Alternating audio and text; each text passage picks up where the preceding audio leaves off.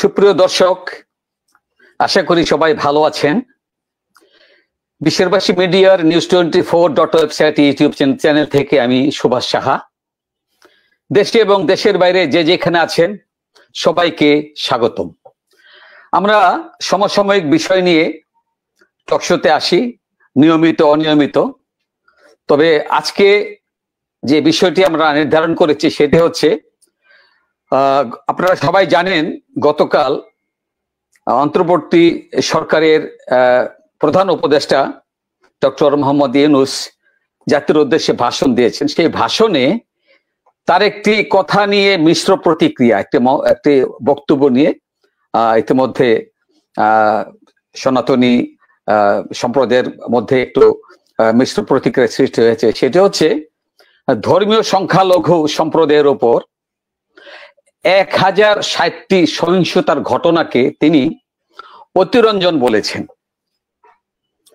তো সুপ্রিয় দর্শক, আপনারা জানেন এই বিষয়টি নিয়ে ইতিমধ্যে অনেকেই একটু হার্ট হয়েছেন এবং তাদের মিশ্র প্রতিক্রিয়া আমার মতো আপনারাও নিশ্চয়ই শুনেছেন। আজকে এই বিষয়ে আলোচনা করবেন। ইতিমধ্যে সংযুক্ত হয়েছেন অ্যাডভোকেট সুমন কুমার রায়। আপনারা জানেন তিনি এই প্রজন্মের অত্যন্ত সাহসী একজন মানবাধিকার কর্মী এবং তার সম্পর্কে অনেকগুলো উপাধির আপনারা জানেন। আমি সবচেয়ে সহজ যে বিষয় উপাধি আমি সেটি দিয়ে আপনাদের সঙ্গে আবার পরিচয় করে দিচ্ছি। তিনি হলেন Suman Kumar Roy, advocate Suman Kumar Roy, founder president Bangladesh Hindu lawyers council এবং সেন্ট্রাল বাংলাদেশ হিন্দু পরিষদের মুখপাত্র কেন্দ্রীয় কমিটির। আর আছেন, সংযুক্ত হয়েছেন কানাডা থেকে হিন্দু লাইফস ম্যাটারের কর্ণধার সিনিয়র সাংবাদিক প্রদীপ দাস। তো এই বিষয়টি নিয়ে আমি প্রথমেই যেতে চাই অ্যাডভোকেট সুমন কুমার রায়ের কাছে। অ্যাডভোকেট সুমন কুমার রায়, একটু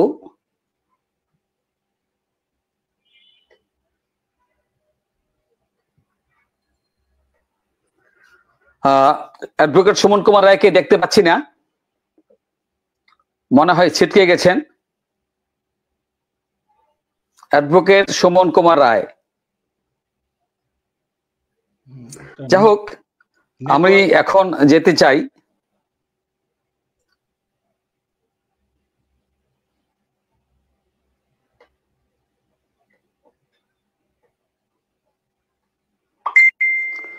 প্রদীপ কুমার দাস।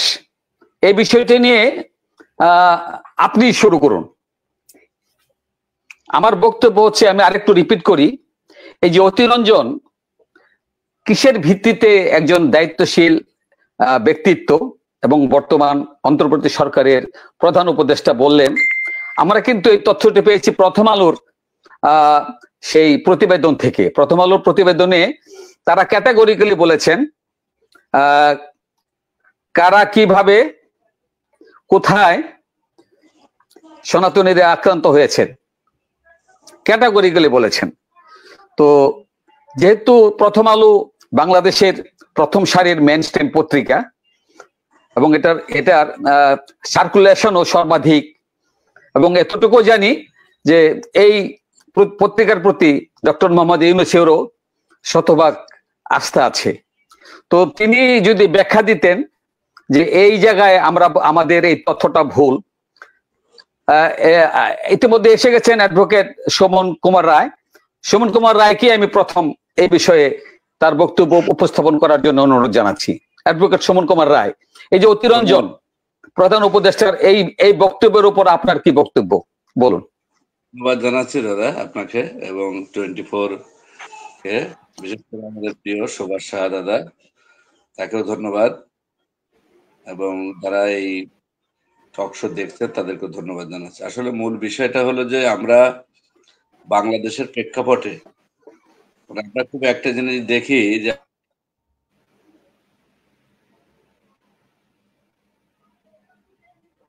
হ্যালো, শব্দ শোনা যাচ্ছে না। আপনি যদি হ্যালো, হ্যাঁ বলুন। দেখবেন সংখ্যালঘু নির্যাতনের যেখানে নির্যাতন হচ্ছে সাথে সাথে সেই ওয়েবসাইট গুলোতে তাদের যে পেজ, সেই পেজে আপলোড করা হয় এবং দেওয়া হয়, শেয়ার করা হয়।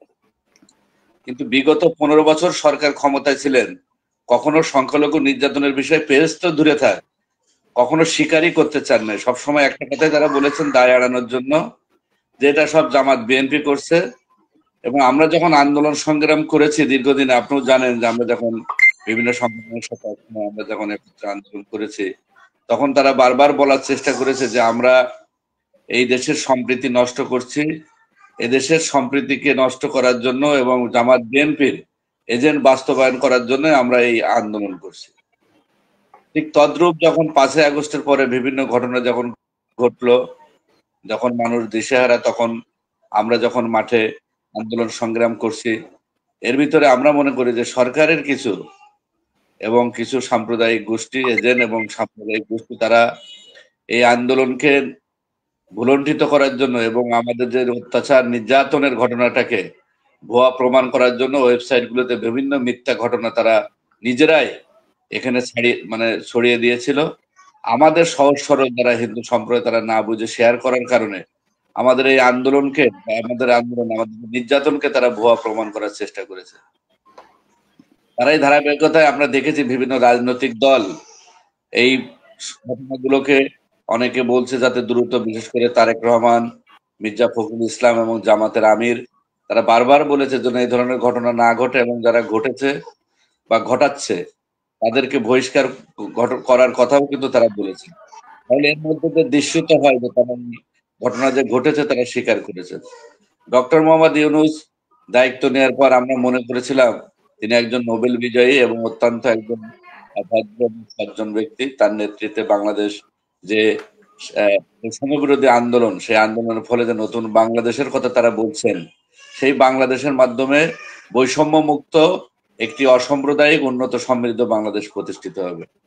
কিন্তু আমরা বঙ্গভবনে যখন তিনি শপথ নিলেন, তখনই আমরা দেখলাম যে তিনি সাম্প্রদায়িকতার উদ্বোধন সেখান থেকে শুরু হলো। তিনি সেখানে শুধুমাত্র একটা ধর্মের প্রার্থনা সেখানে করা হয়েছে। তার ভিতর দিয়ে আমরা বুঝতে পেরেছি যে এদেশ একটা সাম্প্রদায়িকতার দিকে এগিয়ে যাচ্ছে এবং বৈষম্য বিরোধী ছাত্র আন্দোলনের মাধ্যমে যে রক্তের যে উদ্দীপ যে নতুন বাংলাদেশের কথা তারা বলছেন, সেই স্পিরিটের সাথে কোনোভাবেই সেটা যায় বলে আমরা মনে করি না।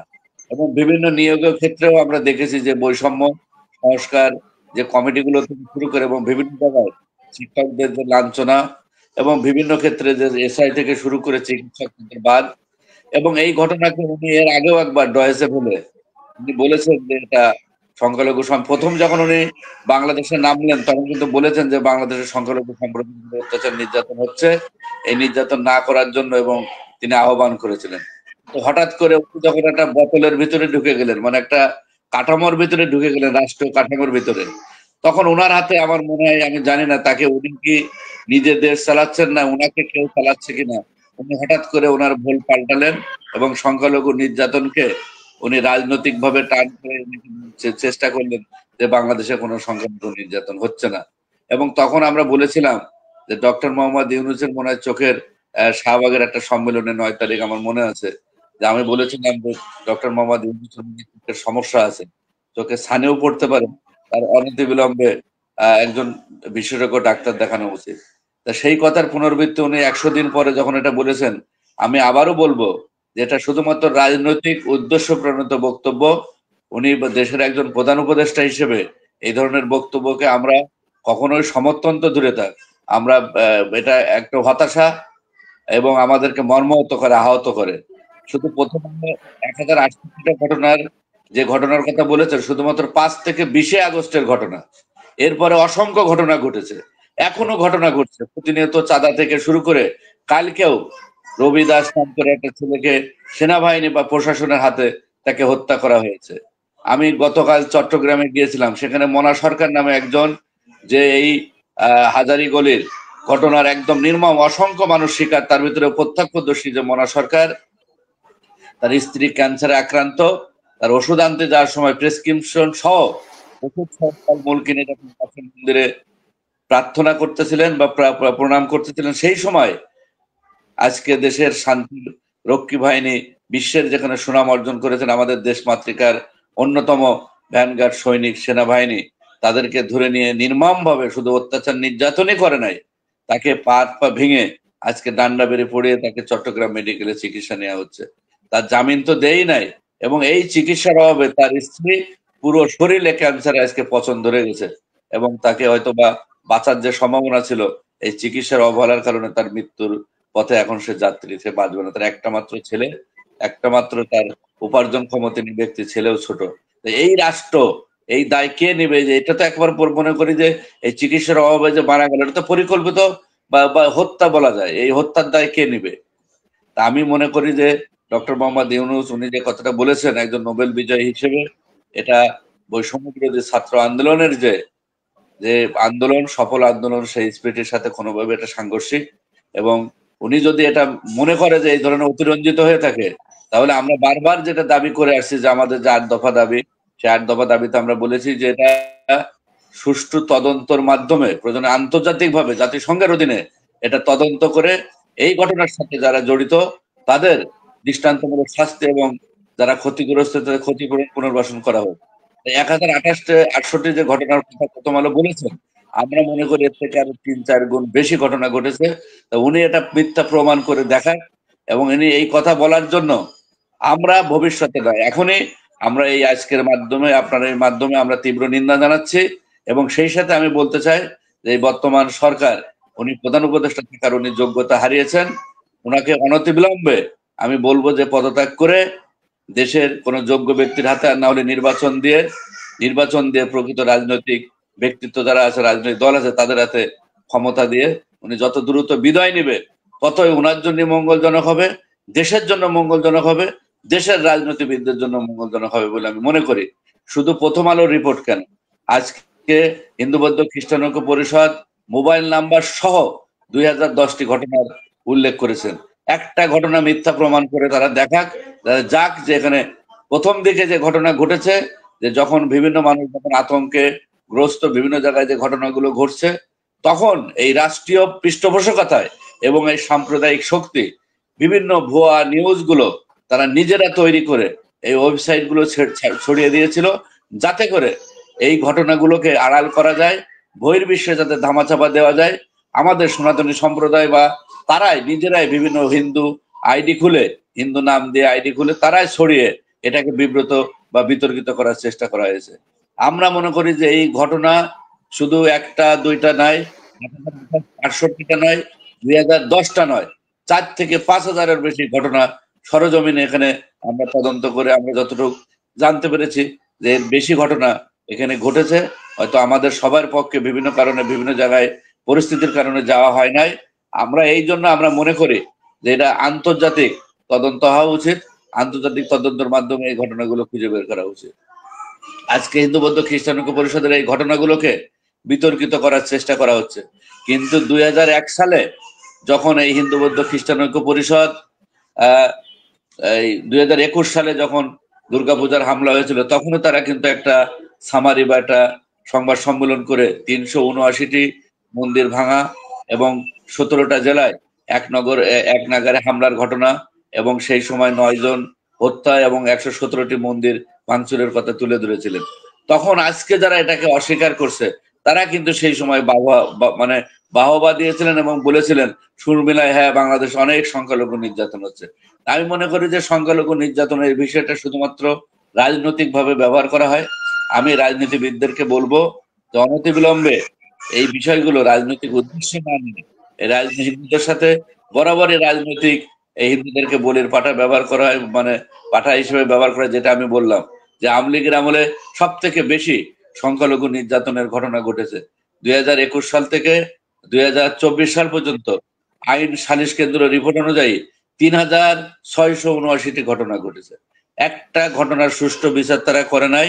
তার সাথে এর ছাড়াও রামু, নাসিরনগর, সাল্লা, গঙ্গাচড়া থেকে শুরু করে অসংখ্য ঘটনা রয়েছে, জমি জায়গা দখল, সব।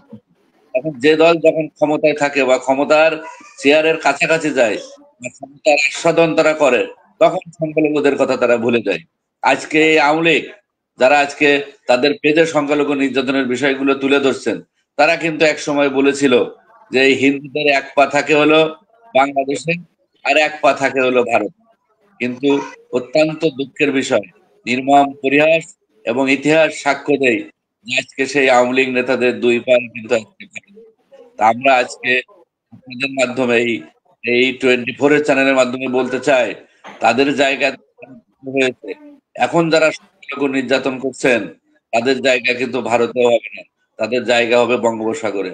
অতএব সংখ্যালঘু নির্যাতন না করে সংখ্যালঘু সম্প্রদায়ের পাশে থেকে বর্তমান যে 8 দফা দাবি নিয়ে আমরা আন্দোলন সংগ্রাম করছি, অনতিবিলম্বে 8 দফা মেনে নিয়ে সনাতনী সম্প্রদায় এদেশে কিভাবে সুষ্ঠু সুন্দরভাবে বসবাস করতে পারে তার ব্যবস্থা করার জন্য অনুরোধ জানাবো। অন্যথায় সংখ্যালঘু সম্প্রদায়ের উপরে অত্যাচার নির্যাতন করে কেউ ক্ষমতায় থাকতে পারে নাই, আগামী দিনেও থাকতে পারবে না, এটাই আমরা বিশ্বাস করি।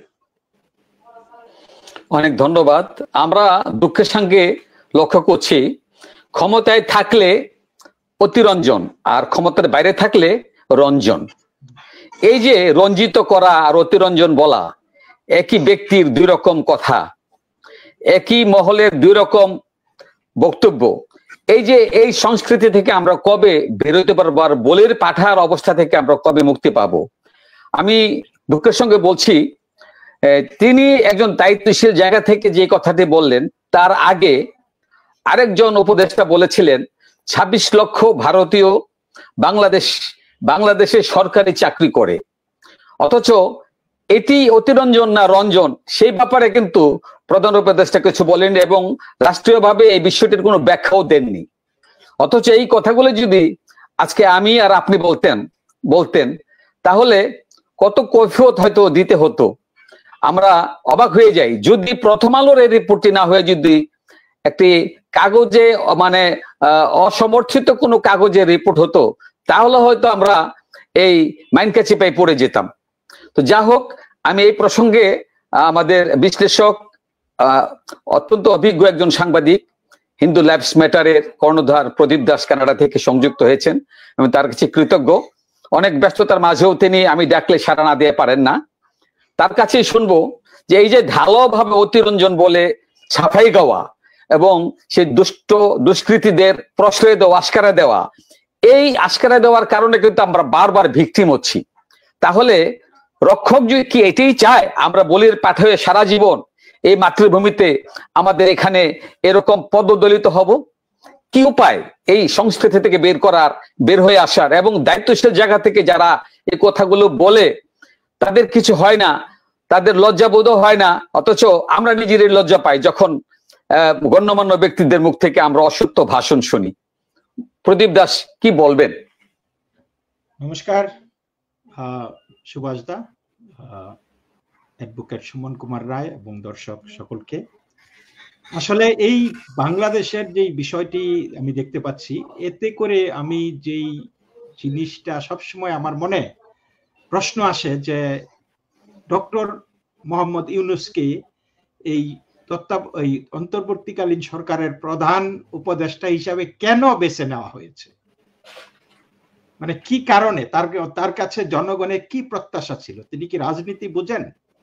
তিনি কি এই যে এই পর্যন্ত জনগণকে কি কোনো আশার বাণী শুনিয়েছেন, কোনো রোডম্যাপ দিয়েছেন, তার কর্মসূচি ঘোষণা করেছেন যে কি কি করতে চাই এবং এটার একটা ক্লিয়ার একটা আইডিয়া দিয়েছেন? তিনি এক এক সময় এক এক কথা বলছেন। তিনি বলেন জনগণ যতদিন আমাদেরকে রাখবে ততদিন আমরা থাকবো। তিনি বলেন যে ছাত্ররা আমাদেরকে হায়ার করেছে, যখন বলবে তখন চলে যাব। তিনি বলেন যে সবকিছু একটা মেটিকুলাসলি প্ল্যানের মাধ্যমে হয়েছে, এমনি সবকিছু হয়ে যায়নি। আবার কালকে বললেন যে কোনো কিছুই প্ল্যান মতো হয়নি। তো আমি বুঝতে পারতেছি না এই লোকটি কি ক্লুলেস কিনা, যে তার কি কোনোই ধারণা নাই কোনো কিছু সম্পর্কে, বাতাসটা অনুধাবন করতে পারে না, মানে তার টোটালি। এবং এই মুহূর্তে রাইটফুলি জাতি হতাশায় নিমগ্ন, কারণ এখানে প্রচন্ড দিক নির্দেশনার অভাব আছে, দূরদর্শিতার অভাব আছে। আপনি সুভাষ দা শুরুতে বলেছিলেন যে 1050টা ঘটনা ঘটেছে এবং সেটা 1060টা। সুমন দা বলে দিয়েছেন যে সেই 1060টা ঘটনা শুধু 15 দিনের ঘটনা। হ্যাঁ, 5 তারিখ থেকে 20 তারিখ পর্যন্ত, আগস্ট। এবং এই এই ঘটনার পরিমাণ আরো 3 গুণ হবে। আপনি প্রতিদিনই কিছু না কিছু ঘটতেছে, এবং ঘটতেছে, এইটাই তো সরকারের ব্যর্থতা যে ঘটতেছে। এবং যখন এগুলি ঘটে, তিনি যেই বক্তব্যটা দিচ্ছেন যে এগুলি অতিরঞ্জিত করা হচ্ছে, অনেকটা গুজব বলা হচ্ছে, এগুলি সরকারকে অস্থিতিশীল করা, সরকারকে ব্যর্থ করার জন্য দেশে বিদেশে একটা ষড়যন্ত্র চলতেছে। তারপরে বলতেছে যে কিছু কিছু হচ্ছে, আমরা সামাল দিচ্ছি, আবার যা কিছু হচ্ছে সেটা এই রাজনৈতিক কারণে হচ্ছে। এই এবং তিনি নিউ ইয়র্ক টাইমসের সাথে বলেছিলেন যে এরা, এই যে নিউ ইয়র্ক টাইমস একদম স্পেসিফিক্যালি প্রশ্ন করেছিল যে আহমদিয়া, হিন্দু এবং মাইনরিটিদের উপর আক্রমণ হচ্ছে তোমার আমলে, তুমি এইটা বন্ধ করার জন্য কি পদক্ষেপ নিচ্ছ? তিনি বলেছিলেন আহমদিয়াদের উপর হচ্ছে, তার সরকার ব্যবস্থা নিতেছে। এবং শেষে তিনি যে শব্দটি বললেন যে আমি স্পেসিফিক্যালি যদি হিন্দুদের বিষয়টা বলি, তাহলে আমি বলবো যে তারা স্বৈরাচারের সহযোগী ছিল। তারা, দিস পিপল, মানে ইংরেজিতে যেভাবে দাঁড়ায় যে এই মানুষগুলি স্বৈরাচারের দোসরদের উপর ক্ষিপ্ত ছিল, এই জন্য তাদেরকে আক্রমণ করেছে। মানে এইভাবেই কথাটা বলেছে যে হিন্দুদের কথা যদি আমি বলি, তাহলে বলবো যে তারা স্বৈরাচারের দোসর ছিল, এবং এই কারণে এই লোকগুলি, মানে ছাত্ররা, তাদের উপর ক্ষিপ্ত ছিল স্বৈরাচারের উপর, এবং তারা এদের উপর আক্রমণ করেছে। সুতরাং এইটাকে তুমি মাইনরিটি পারসিকিউশন হিসাবে বলতে পারো না, এইটাকে রাজনৈতিক কারণে তারা আওয়ামী লীগের সাথে জড়িত ছিল, স্বৈরাচারের দোসর ছিল। আপনি ভাবতে পারতেছেন যে কি বলতেছে জিনিসটা? ডাজ হি রিয়ালাইজ যে এইটা করে তিনি এক ধরনের দায় মুক্তির সংস্কৃতি চালু করতেছেন?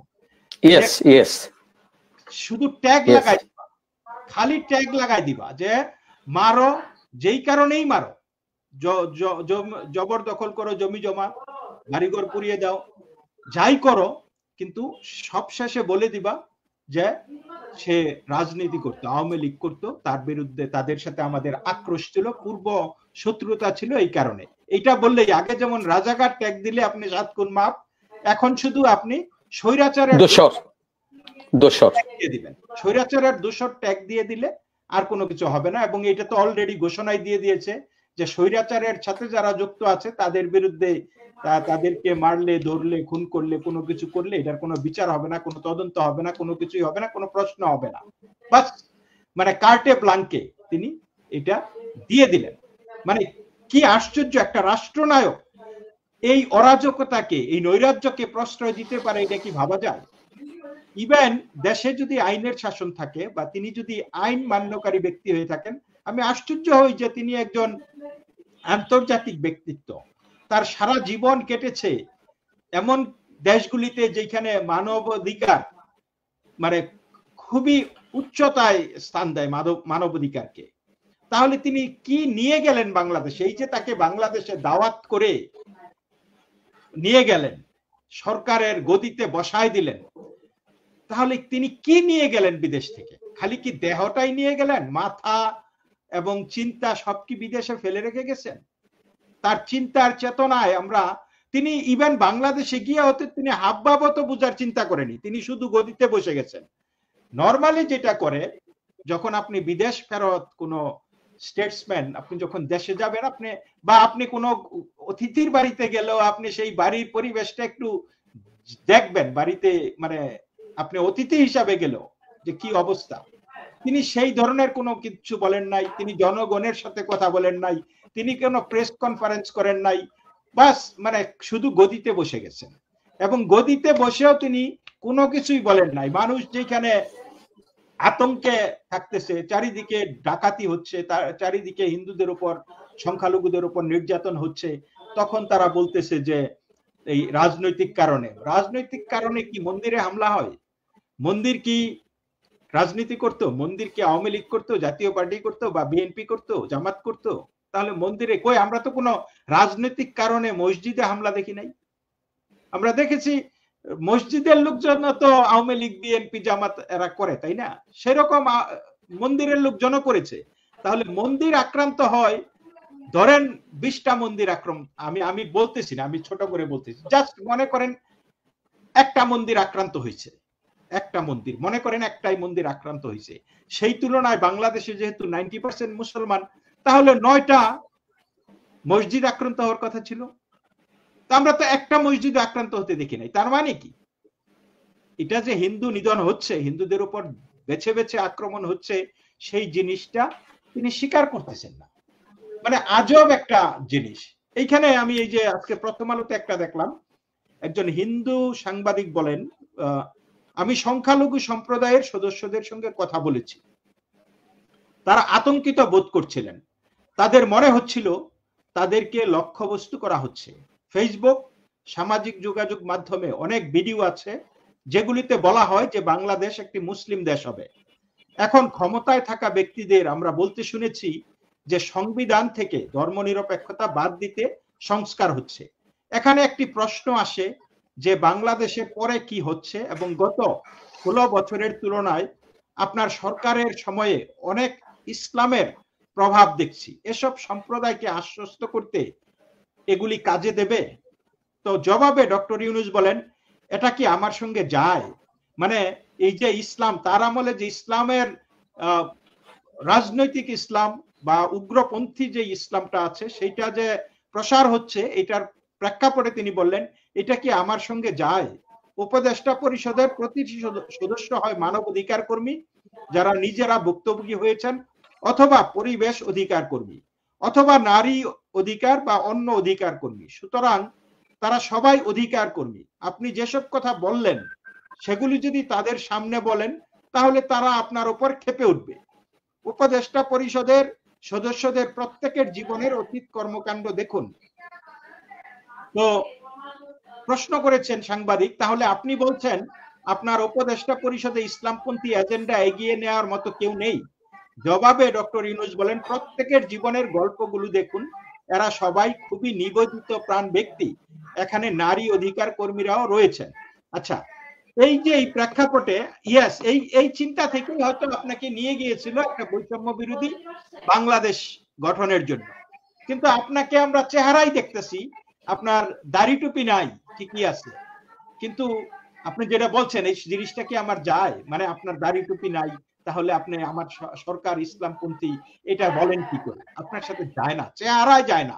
কিন্তু আপনার মনের কথাগুলি, এই যে আপনি যে কথাগুলি এখন সাংবাদিককে বলবেন, এই মনের কথাগুলি কি জনগণকে কখনো বলেছেন? বলেছেন যে এটা আমার সাথে যায় না?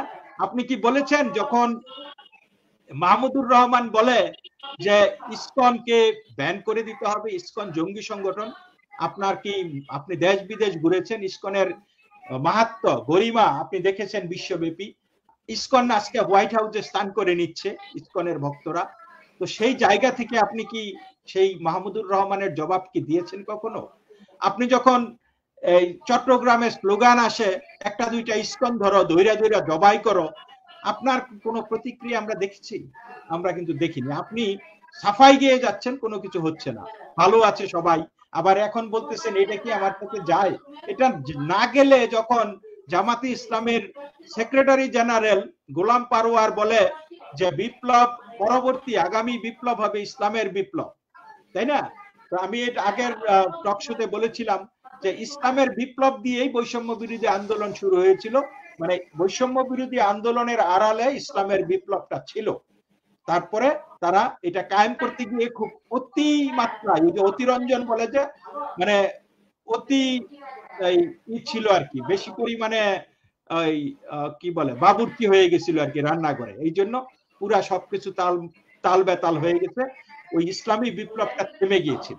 তো তারা এই ইসলামী বিপ্লবটাকে সমাপ্তির পর্যায়ে নিয়ে যেতে চায় এবং এই তত্ত্বাবধায়ক সরকারটাকে ভেহিকল হিসাবে তারা ব্যবহার করতেছে। এই সরকার যাই বলুক নিজেদেরকে যে আমরা নারী অধিকার কর্মী, মানব অধিকার কর্মী, এগুলি আমাদের সাথে যায় না, কিন্তু আমরা দেখতেছি স্টিয়ারিং হুইলে কে বসে আছে, আমরা দেখতেছি জামাত স্টিয়ারিং ঘুরাচ্ছে। এই যে তিনি একটা বললেন যে ট্রেন, নির্বাচনী ট্রেন ছুটছে, এটা আর থামবে না, আমরা বিশ্বাস করি এই ট্রেন আর থামবে না, এইটা যাইতেই থাকবো যতক্ষণ পর্যন্ত রেল লাইন শেষ না হয়ে গিয়ে এটা ওই খাদে না পড়ে।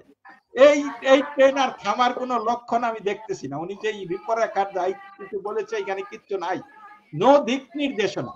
তাহলে এই যে টুলেস সরকারের কাছে যখনই কোনো কিছু এই ব্যর্থতাগুলি তুলে ধরা হয় তখনই তারা ডিনায়ালের আশ্রয় নেয়, অথবা এটাকে উদরপিণ্ডি বুদুর্গারে চাপানোর চেষ্টা করে। গুজব, এই প্ররোচনা, অতিরঞ্জন, নানান কিছু অস্বীকার। আপনি যদি সমস্যাকেই স্বীকার না করেন তাহলে সমাধান তো হবে না। সমস্যা আছে যে জিনিসটা আপনি স্বীকার করতে চান না, আপনি খালি কথায় কথায় বলতেছেন যে এই কি হবে, সংবিধান সংবিধান ই হবে, আপনার এইটা আপনার দেশ, আপনার অধিকার আছে, সব আছে, আমরা বুঝতেছি। কিন্তু আমরা যখন দেখি যে দেয়ালে দেয়ালে কালিমা লেখা হয়, দেয়ালে দেয়ালে বিভিন্ন ইসলামের এই আপনার সরকার আছে এখনো। আপনি দেখেন ওই ঢাকার কুড়িল ওভার ব্রিজে আপনি এখনো দেখেন জাতির পিতা ইব্রাহিম এই একটা টোল প্লাজার মধ্যে লেখা আছে। তো সেইটা কি সেই আন্দোলনের সময় টাঙ্গানো হয়েছিল, জাতির পিতা ইব্রাহিম হয়ে গেছিল। এই সরকার কি মানে জাতির পিতা ইব্রাহিম নাকি জাতির পিতা শেখ মুজিবুর রহমান? মানে যদি জাতির পিতা শেখ মুজিবুর রহমানকে তারা না মানে, তারা তার ভাস্কর্য ঘুরিয়ে দিয়েছে, সবকিছু শেষ করে দিয়েছে, কিন্তু জাতির পিতা ইব্রাহিমের সেই সাইনটা এখনো রয়ে গেছে। তাহলে কি আমরা বলবো যে এইটার মাধ্যমে এই সরকার জাতির পিতা ইব্রাহিমকে মেনে নিয়েছে? তা না হলে একটা রাষ্ট্রের মধ্যে এরকম আলাদা চেতনার একটা জিনিস কি করে আসে, এবং এটা ধরার কেউ সাহস পাচ্ছে না। একটু চিন্তা করে দেখেন এবং এতে করে এই সরকারের যে ভূমিকা বর্তমানে, এই যে হৃদয় রবি দাস ছেলেটি একটি মুসলিম মেয়ের সাথে প্রেম করেছে, কি ঘটেছে না ঘটেছে আমি জানি না। ছেলেটিকে বাজারের ক্লাবে নিয়ে মারধর করে তারপরে সেনাবাহিনীর হাতে দিয়েছে। সেনাবাহিনী বলেছে যে সে গণদোলাইয়ের কারণে মারা গেছে। আচ্ছা, গণদোলাই যদি দিয়ে থাকে তাহলে তাদের কাছে এই রবি দাসকে যারা হস্তান্তর করেছে তাদেরকে সেনাবাহিনী আটক করেনি কেন? সেনাবাহিনী বলেনি কেন কারা কারা এই মৃত্যুর জন্য দায়ী? তারপরে তারা বলছে যে ছেলে নেশা করছে, তার মুখ দিয়ে উৎকট গন্ধ বেরোচ্ছিল, এই সেই ভিসেরা রিপোর্ট আসবে, ময়না তদন্ত হবে। আমি জানি না ময়না তদন্ত হবে, তারা তো রিপোর্ট দিয়েই দিয়েছে যে সে সম্ভবত হার্ট অ্যাটাক করা মারা গেছে। এই যে এইরকম নাটকগুলি করতেছে। আমার কথা হলো যে প্রেম একটা হিন্দু ছেলের সাথে মুসলমান মেয়ের হয়েছে, তো প্রেমের কারণে এই মানে ইন্টাররিলিজিয়াস যে ম্যারেজ, এর কারণে কোনো মুসলমান ছেলেকে কি খুনের শিকার হতে হয়েছে? আমরা তো এই রবি দাস এবং ওই মুসলিম মেয়ের প্রেম এগুলি খুব অল্প দেখি, কিন্তু যেখানে ছেলেকে ধর্মান্তর করা হয় বা মেয়েকে ধর্মান্তর করা হয়, সেই ক্ষেত্রে আমরা দেখেছি কোনো মুসলমানকে প্রেমের কারণে হত্যা করা হয়েছে, এবং এই ঘটনাটা সেনা হেফাজতে ঘটেছে। তাহলে সেনাবাহিনীর মধ্যে ওই চুলকানিটা আছে, তোর সাহস কত, হিন্দু হয়ে মুসলিম মেয়ের সাথে প্রেম করো? হইতে পারে সেই মেয়েটি কোন ধরনের আগ্রহ প্রকাশ করেছে যে সে হিন্দু হবে, তো সেটা তারা মেনে নিতে পারেনি তাদের। তাহলে প্রশাসনের রন্ধ্রে রন্ধ্রে এই মৌলবাদ ঢুকে গেছে, এবং প্রশাসনটাকে এখন এই যে আপনারা দেখেন উচ্চ পদগুলিতে প্রশাসনে হিন্দুদেরকে ছাঁটাই করা হচ্ছে, ওএসডি করা হচ্ছে। বিশেষ করে স্কুলগুলিতে আপনারা জানেন শিক্ষা প্রতিষ্ঠানে হিন্দুদের আধিপত্য ব্যাপক, সেই জায়গাগুলিতে শিক্ষক শিক্ষিকাদেরকে জোর করে চাকরি ছাড়তে, পদত্যাগ মানে কি? শিক্ষকে আবার পদ কিসে? কিন্তু দেখা যাচ্ছে যে সাইন করে পদত্যাগ করলাম, পদত্যাগ মানে কি? এবং সেই পদত্যাগ গুলি আবার যথাস্থানে পাঠিয়ে দিলে সেটা আবার গৃহীত হচ্ছে। মানে এই মব ভায়োলেন্সটাকে নানান ভাবে প্রাতিষ্ঠানিক পর্যায়ে নিয়ে গেছে এই সরকার, যে তোমরা যা কইরে আসো করো, রিপোর্টটা আমার কাছে দাও, আমরা ফাইনাল নেব। ঢাকা বিশ্ববিদ্যালয়ে সমাবর্তন হয়েছে, আরে নবীনবরণ হয়েছে পোলাপানের মধ্যে কোরআন বিতরণ করে। সেই যে মনে আছে বছর 3 আগে আমরা শুনেছিলাম কি শিক্ষক প্রফেসর গিয়াস কামাল সম্ভবত তিনি বলেছিলেন যে ঢাকা বিশ্ববিদ্যালয় আজকে উচ্চতর মাদ্রাসা হয়ে গেছে। এটা বলতে মানে হয়, কিন্তু আমরা তো দেখছি ঢাকা বিশ্ববিদ্যালয় এখন উচ্চতর মাদ্রাসা হয়ে গেছে। অপরাজেয় ও বাংলার পাদদেশের সেই বিজয় স্তম্ভে আপনার যেই নারী যোদ্ধা ছিল তার মাথার মধ্যে হিজাব পরিয়ে দেওয়া হয়েছে? কেন? আপনি বাংলাদেশের যেই ধর্মনিরপেক্ষতা, সেকুলারিজম আপনি ধ্বংস করে দিচ্ছেন। আপনি কয়েকদিন আগে অ্যাটর্নি জেনারেল ঘোষণা দিয়েছে যে বাংলাদেশের 90% মুসলমান, সুতরাং এই দেশে কমিউনিজম এবং ধর্মনিরপেক্ষতা সংবিধানে থাকতে পারে না। Just think about it. তারপরে এই যে আরেক মানে মাস্টারমাইন্ড মাহফুজ আলম কি বলেছে কালকে, উনি যেই একটা ঘোষণা দিয়েছে আপনারা হয়তো লক্ষ্য করেছেন, তিনি বলেছে মৃত্যু আমাদের ছুঁয়ে গেছে, এই যুদ্ধ হবেই। তিনি কিসের যুদ্ধের কথা বলছেন? এই যুদ্ধ হবেই, কিসের যুদ্ধের কথা বলতেছেন? ভাবতে পারেন যে এই যে তাদের যে একটা মেটিকুলাস প্ল্যান নিয়ে যে তারা এগিয়ে যাচ্ছে, এটা থেকে আমরা কিভাবে মুক্তি পাবো? চিন্তা করে দেখুন। তিনি লিখেছেন যে পুরাতন ও নতুনের এই রক্তাক্ত দ্বন্দ্বে রণনীতি ও প্রধান দ্বন্দ্ব বুঝে নেওয়া জরুরি। তাহলে দ্বন্দ্ব কি সভ্যতার সাথে অসভ্যতার, আলোর সাথে অন্ধকারের? দ্বন্দ্ব কি ইসলামের সাথে হিন্দুদের, বা দ্বন্দ্ব কি মৌলবাদীদের সাথে প্রগতিশীলদের? সেই দ্বন্দ্ব, এবং সে বলেছে মৃত্যু আমাদের ছুঁয়ে গেছে, এই যুদ্ধ হবেই। ভাবুন একবার, চিন্তা করেন যে আমাদের শহীদ হয়ে যাওয়া ভাই বোনের সাক্ষ্যকে নিরন্তর পুনরাবৃত্তি করে যেতেই হবে। ক্লান্ত হয়েন না, জড়ো হন, ঘন হয়ে বসুন। সুতরাং এই প্রেক্ষাপটে আমরা গোলাম মাওলা রনির একটি বক্তব্য শুনেছি, এক কথায় বক্তব্য যে আমরা নিয়তির খপ্পরে পড়ে গেছি। আসলেই আমি বলবো যে বাংলাদেশটা এই ইউনূসের আমলে এখন নিয়তির খপ্পরে পড়ে গেছে। আমার ভয় হয় মাত্র 100 দিনেই এই অবস্থা। আর তিনি মেটিকুলাসলি একটি পরিকল্পনা এঁটেছেন, যেটি আমরা শুনতে পাচ্ছি 4 বছর তিনি থাকবেন। তাহলে এই 100 দিনে যদি আমরা এই জায়গায় আসতে পারি, তিনি একটি সুন্দর মুখোশ পরেছেন, চমৎকার অবয়ব, মিষ্টি মিষ্টি কথা বলছেন, অথচ ভিতর থেকে বেরোচ্ছেন ভয়ঙ্কর সব সাপ। এই যে এই সাপ ধীরে ধীরে লম্বা হবে, বড় হবে, সারা দেশকে গ্রাস করে ফেলবে। আমরা কি সেই দিনের অপেক্ষায় থাকবো? 100 দিনে যদি আমাদের এই ধরনের এই অবস্থায় আমরা উপনীত হতে পারি, আর বাকি এরকম 400 দিন বা 500 দিন বা 1000 দিন, 365 দিনে 1 বছর, এরকম যদি 4টা 365 দিন যে পার হয়, আমরা কোথায় গিয়ে পৌঁছতে পারি সেটি ভাবতে ভাবতেই আমরা যেন এখনই মৃত্যুর কোলে ঢলে পড়ছি, এমনই শরীর অবশ হয়ে আসে। আমরা আজকে আর এর বেশি যেতে চাই না, কারণ আমি বুঝতে পারছি আমাদের আজকের যে মুখ্য আলোচক প্রদীপ দাস, তিনি অনেক গুরুত্বপূর্ণ কাজ রেখে এই মহান, মানে কি বলবো, যে আমাদের যে জাতীয় সমস্যা, আমাদের অস্তিত্বের সমস্যাকে উনি বিবেচনায় নিয়ে তিনি আজকে তার মূল্যবান সময়টি দিয়েছেন, এই জন্য তার কাছে কৃতজ্ঞ। আমি আর 1 মিনিট বা 2 মিনিটের জন্য আমি যেতে চাই। সুমন কুমার, অ্যাডভোকেট সুমন কুমার রায়ও নিশ্চয়ই সে অনেক ব্যস্ততম মানুষ, তার কাছ থেকে তিনি যতটুকু সময় পারেন ততটুকুই আমরা আজকে নির্ধারিত করব, তারপরে লাস্ট 2 মিনিট দিয়ে শেষ করব। অ্যাডভোকেট সুমন কুমার রায়, আমাদের বাঁচার কি উপায়?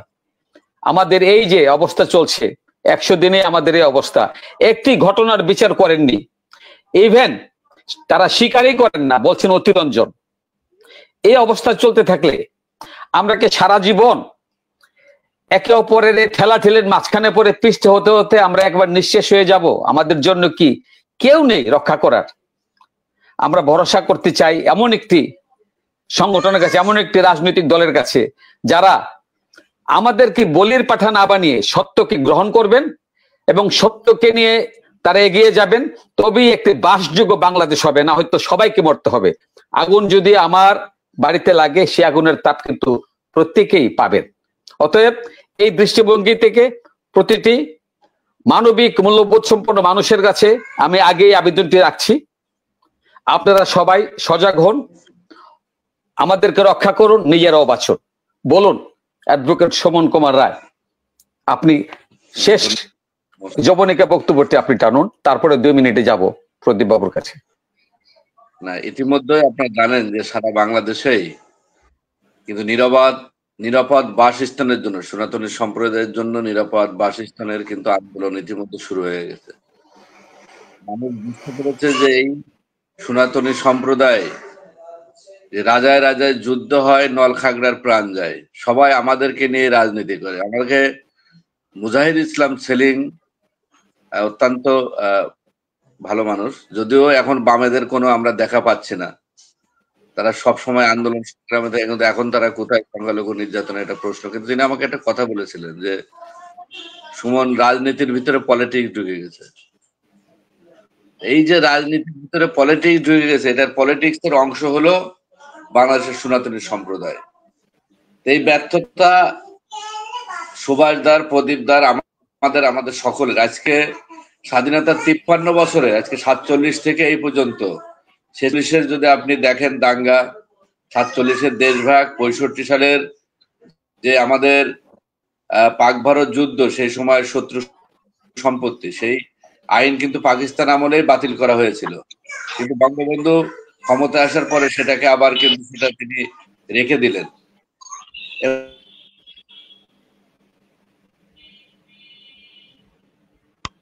93 যে বাবরি মসজিদ ভাঙচুর, 96 সালে আওয়ামী লীগের ক্ষমতা গ্রহণ, এবং 2001 সালে সংখ্যালঘু সম্প্রদায়ের উপরে যে অত্যাচার, নির্যাতন, প্রায় 3000 ঘটনার, আমি যতটুকু জানি যে ঘাতক দলের নির্মূল কমিটি সেই সময় 3000 ঘটনার কথা বলেছিলেন। বর্তমান রাষ্ট্রপতি শাহাবুদ্দিন কমিশন গঠন করা হয়েছিল, তিনি তদন্ত করেছিলেন, কিন্তু একটা ঘটনার বিচার আওয়ামী লীগের আমলে সরকার করে নাই। তারা আমাদেরকে সংখ্যালঘু কমিশন এবং মন্ত্রণালয়ের বিষয়ে ইশতেহারে ঘোষণা করলেও সেগুলোর একটা দাবিও পূরণ করে নাই, হিন্দু কল্যাণ ট্রাস্ট থেকে ফাউন্ডেশনে রূপান্তরিত করে নাই। এতগুলো মসজিদ করেছে, কিন্তু একটাও হিন্দু মন্দির তারা করেনি। অথচ আমাদের হিন্দুদেরকে বলা হয় যে আওয়ামী লীগ বান্ধব, এবং আমরা দেখেছি যে আমরা প্রথম সারিতে 2014 সালে বা 2018 সালে ভোটের সময় লাইন ধরে কিন্তু আমরা ভোট দিতে গিয়েছি এই বিতর্কিত ভোটগুলোতে। যদিও 18 সালে, 2024 সালে আমি নিজেও সংসদ সদস্য হিসেবে নির্বাচনে অংশগ্রহণ করেছিলাম, কিন্তু এই নির্বাচনে অংশগ্রহণটার উদ্দেশ্য ছিল তাদেরকে সমর্থন না, এটা একটা প্রতিবাদ যে সংখ্যালঘু সম্প্রদায়ের কোনো জাতীয় সংসদে কোনো প্রতিনিধি নাই, যারা আছে তারা আওয়ামী লীগের প্রতিনিধি, বিএনপির আমলে যারা আছে হলো বিএনপির প্রতিনিধি। সেটা আপনি গয়েশ্বর চন্দ্র রায়ের মেয়ে অর্পণা যে কথাটা সেদিনকে বলেছেন যে আমাদের আন্দোলনকে বিতর্কিত করা, যে ভারত থেকে ঢিল মারে, আমরা নাকি শাহবাগে গিয়ে আন্দোলন করি। অতএব সবার চরিত্র, রসুনের কোয়া কিন্তু এক জায়গায়। এবং এখন হিন্দু, বৌদ্ধ, খ্রিস্টান ঐক্য পরিষদ, আমরা দেখেছি যে বিভিন্ন সময় বিভিন্ন নেতৃবৃন্দ তারা আওয়ামী লীগের দালালি, সামসামি, চাটুকারিতা করেছে। এখন হিন্দু কল্যাণ ফ্রন্ট, তারা যে বিএনপির যে অঙ্গ সংগঠন, তারা হয়তো তারা সেই কাজ করবেন, বা তারা, আমি চাই যে তারা ভালো কিছু করুক, কিন্তু কতটুকু করবেন সেটা এখনো পর্যন্ত দৃশ্যমান অর্পণা আর কথাই কিন্তু এটা স্পষ্ট। অতএব আমাদের প্রকৃত কোনো বন্ধু নাই। আমরা যে কথাটা গ্রাম অঞ্চলে একটা প্রবাদ সবসময় শুনি যে নৌকা, নাঙল, ধানের শীষ, সব সাপেরই একই বিষ। আমাদের দুর্ভাগ্য যে 53 বছরের স্বাধীনতার আমাদের নিজেদের কোনো রাজনৈতিক প্ল্যাটফর্ম নাই। কেন আমরা নিজের রাজনৈতিক প্ল্যাটফর্ম গড়ে তুলতে পারি নাই? আমি 2022 সালে বাংলাদেশ সনাতন পার্টি আমরা গঠন করেছি, এবং জানেন যে আমরা নির্বাচনে আমরা জোটগতভাবে রেজিস্ট্রেশন না পাওয়ার কারণে, সেটাও এটা আমাদের দুর্ভাগ্য যে আমরা যাদেরকে নেতৃত্ব স্থানে নিয়ে আসি, এটাও একটা প্রবাদ দিয়ে বলবো যে আমরা যে ডাল ধরি সেই ডালই ভাঙে। এটার অনেক নেতারই এখন চরিত্র আপনি দেখলে বোঝা যাবে যে তাদের এতদিনের চরিত্র কি ছিল, এখনকার চরিত্র কি। এই সৎ আদর্শ নেতৃত্বের অভাব, যার কারণে আজকে আমরা এই হিন্দুদের এই অধপতনের জন্য আমি মনে করি আমরা দায়ী। এবং দূরদর্শী কোনো নেতৃত্ব আমাদের ভিতরে ছিল না, সৎ আদর্শ নেতৃত্ব ছিল না। আমি বিশ্বাস করি যদি বাংলাদেশের কোনো রাজনৈতিক প্ল্যাটফর্ম, আমরা সনাতন পার্টি আমরা কাজ করছি, যদি রেজিস্ট্রেশন পাই, এবং যদি অন্য কোনো রাজনৈতিক দলে যদি সনাতন, এখন আসলে অসাম্প্রদায়িক চেতনায় বিশ্বাসের আর সুযোগ নাই, কারণ এদেশে সম্পূর্ণ সাম্প্রদায়িক মৌলবাদের দিকে যাচ্ছে। এখন সময় যে আমাদের সনাতনীকে সনাতন বানানো, আর্য বানানো, সাহসী বানানো। এখন সর্বধর্ম সমন্বয় করতে করতে আজকে 100% থেকে আমরা 7% চলে আসছি। এখন যদি আবার সর্বধর্ম সমন্বয় করতে চায়, যাদের সাথে করবেন তারাই তো আপনার ধর্মকে বিশ্বাস করে না, তারা চায় যে আপনার ধর্মকে কিভাবে গ্রাস করা যায়। সেই জন্য এই সাম্প্রদায়িকতাকে যদি আমরা তার দমন করতে চাই, বা তাদের সাথে যদি আমাদের কি বলা যায় যে আমরা এটাকে নিয়ে প্রতিযোগিতা করতে চাই, সেই ক্ষেত্রে আমার ধর্ম, আমার কৃষ্টি, আমার কালচারকে সামনে রেখে আমার সনাতনী, আমার সন্তানকে সেই দিকে ধাবিত করতে হবে। সেই জন্য আমরা এখন বাংলাদেশের ইতিহাসে না, এটা সারা বিশ্বের হাজার হাজার বছরের ইতিহাসে যেটা ঘটেনি, আজকে আমরা 100% ছিলাম, ভারতবর্ষ আজকে ভাগ হয়ে 13টি 17টি দেশ হয়েছে। সেটার কারণ হলো রাজারা, আজকে আমাদের জমিদাররা তারা এক হতে পারে নাই, তারা খাওয়া দাওয়া করছে। কিন্তু হিন্দুদের ভিতরে অনৈক্যর কারণে আজকে বহির শক্তি, আজকে আফগান, সৌদি আরব থেকে শুরু করে পাঠান, মুঘলরা এসে এই দেশকে শাসন করে আজকে 7%, বাংলাদেশে আজকে 7% আসছে। তা আমরা কিন্তু এই মুহূর্তে, আপনারা জানেন যে দুইটা আমাদের প্ল্যাটফর্ম ছিল, বাংলাদেশ হিন্দু জাগরণ মঞ্চ এবং বাংলাদেশ সম্মিলিত সংখ্যালঘু জোট। আমরা সকল সংগঠনের ব্যানার সব ছেড়ে দিয়ে আমরা এখন দুইটা ব্যানার ছিলাম, সেখান থেকে একটা ব্যানারে কিন্তু আমরা চলে এসেছি বাংলাদেশ সম্মিলিত সংখ্যালঘু, সেই বাংলাদেশ সম্মিলিত সনাতনী জাগরণ জোট নামে। এবং আমাদের এখানে সাধুরা নেতৃত্ব দিবে, ছাত্র যুবরা পিছন থেকে সামনে থেকে নেতৃত্ব দিয়ে আগামী দিনের এই যে ঐক্যবদ্ধতা, এই যে সারা বিশ্বে বাংলাদেশের যে আন্দোলন, যেটা সারা বিশ্বে ছড়িয়ে পড়েছে, এই আন্দোলনে আমরা আশা করি একটা রেজাল্ট আমরা পাবো, আমরা ভালো কিছু করতে পারবো। সেই ক্ষেত্রে অবশ্যই রাজনৈতিক প্ল্যাটফর্ম সবচেয়ে গুরুত্বপূর্ণ। তা সেই ক্ষেত্রে যদি সংখ্যা অনুপাতে হয়, ভোটের আনুপাতিক হারেও যদি হয়, আমরা এখনো 10% ভোটার আছে, সেই ক্ষেত্রে 8% ভোট যদি আমরা আমাদের এসে নিয়ে আসতে পারি, 3024 জন সহজেই সংসদে যাওয়ার সুযোগ রয়েছে। যদি সেটা না হয়, যদি যেভাবে নির্বাচন হয়, সেই নির্বাচনেও যদি আমরা নিবন্ধন পেয়ে কোনো দলের সাথে যদি আমরা জোট গঠন করি, আমি বিশ্বাস করি বাংলাদেশের সংখ্যালঘু সম্প্রদায়কে বাদ দিয়ে আগামী দিনে কেউ ক্ষমতায় যেতে পারবে না। ক্ষমতায় গেলেও সনাতনী সম্প্রদায়কে সাথে নিয়ে যেতে হবে, এবং তারা আগামী দিনে রাজনীতিতে একটা ব্যাপক পরিবর্তন এবং প্রভাব বিস্তার করবে। আমরা আশাবাদী এবং আমরা বিশ্বাস করি যে সনাতনী সম্প্রদায় আগামী দিনে অবশ্যই সংসদে সহ সব জায়গায় তাদের নেতৃত্ব দিবে এবং রাজনৈতিক অঙ্গনে নতুন একটা প্রভাব বিস্তার করবে। এটা আমি আশাবাদী এবং আমি বিশ্বাস করি। এবং যদি সেই জায়গায় আমরা যেতে পারি, অবশ্যই সনাতনী সম্প্রদায়রা ভালো থাকবে, সকল রাজনৈতিক দলের কাছে একটা গ্রহণযোগ্যতা বাড়বে, এবং একমুখী যে আমাদের আওয়ামী লীগ কেন্দ্র, সেই জায়গা থেকে আমাদের বেরিয়ে এসে সনাতনীদের রাজনৈতিক প্ল্যাটফর্মে যদি আমরা সবাই সমবেত হতে পারি, তাহলে আমরা আশা করি আগামী দিনে ভালো কিছু করতে পারবো।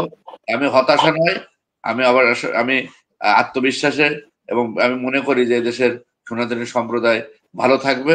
এবং যদি সেটা না হয়, তাহলে অবশ্যই সনাতনী সম্প্রদায় এবং আগামী মুখে নিরাপদ বাসযোগ্য করার জন্য আমাদের হয়তো আরেকবার মুক্তিযুদ্ধ বলেন বা নতুন আন্দোলনের ডাক দিতে হতে পারে। সেই আন্দোলন হবে সনাতনী সম্প্রদায়ের জন্য নিরাপদ আবাসের জন্য। আমি বিশ্বাস করি যে রাজনৈতিক পটের যে এখন বর্তমান যে অবস্থা, সেই জায়গায় পরিবর্তন হবে। যদি পরিবর্তন না হয়, তাহলে সনাতনী সম্প্রদায়ের বিকল্প কোনো নিরাপদ আবাসস্থলের জন্য আন্দোলন ছাড়া বিকল্প কোনো আর হাতে কিছু থাকবে না। আমি বিশ্বাস করি আপনারা যে ঐক্যের ডাক দিয়েছেন এবং যে ঐক্য প্রতিষ্ঠিত হয়েছে, দৃশ্যমান হয়েছে, এই ঐক্য একদিন নিশ্চয়ই আমাদেরকে পথ দেখাবে। আমরা 1971-এর মুক্তিযুদ্ধের পর, মহান মুক্তিযুদ্ধের পর এবং মুক্তিযুদ্ধে সবচেয়ে সনাতনীরা বেশি ক্ষতিগ্রস্ত হয়েছে বৈশ্বিকভাবে।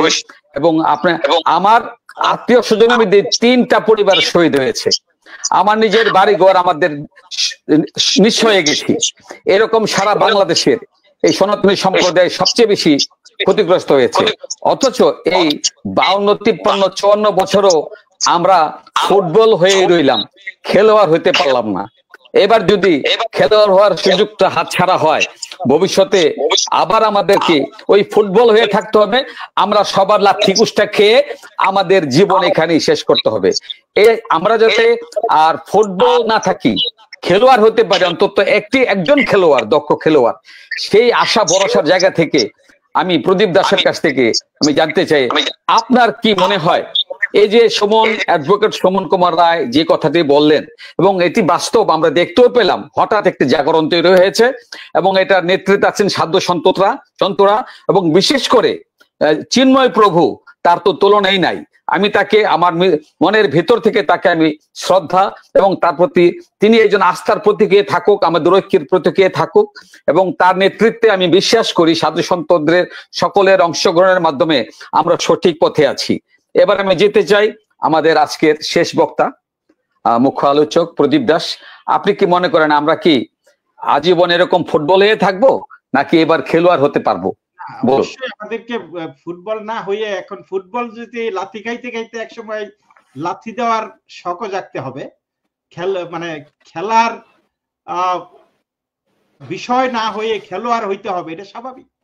এবং এই যে আজকে যে ঐক্যবদ্ধতা আমরা দেখছি, ঐক্য দেখছি হিন্দুদের মধ্যে, এটাকে আরো জোরালো করতে হবে। এবং এই তাদের এই ঐক্যটা দেখেই কিন্তু একটা ধর্মান্ধ শ্রেণী, অপশক্তি, সাম্প্রদায়িক অপশক্তি, তাদের মধ্যে কিন্তু ভীতি সঞ্চার হয়েছে, আবল তাবল বলতেছে। এবং আমরা যদি সেটা শুধু চট্টগ্রাম না, ঢাকা নয়, সারা বাংলাদেশে যদি এই ঐক্যটা ধরে রাখা যায়, ঐক্যবদ্ধভাবে কাজ করা যায় এবং নিজেদের সুখে দুঃখে পরস্পরের পাশে থেকে ঝাঁপিয়ে পড়া যায়, তাহলে কিন্তু অনেক কিছু সম্ভব।